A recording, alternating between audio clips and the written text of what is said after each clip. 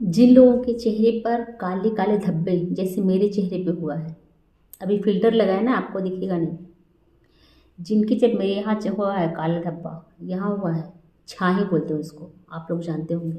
तो जिनके चेहरे पे छाई हुआ है, मैं तो करती हूँ, आप भी करिए उपाय।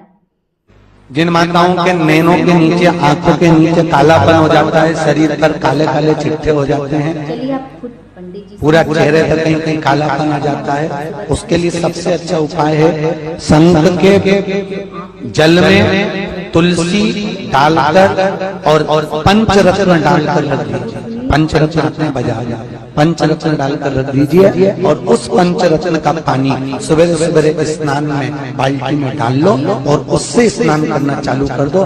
5 से 7 दिन लगते हैं, पूरा चेहरे का कालापन समाप्त हो जाता है। जो यहाँ पर कालापन या चेहरे पे चिट्ठे रहे वो पूरे समाप्त हो।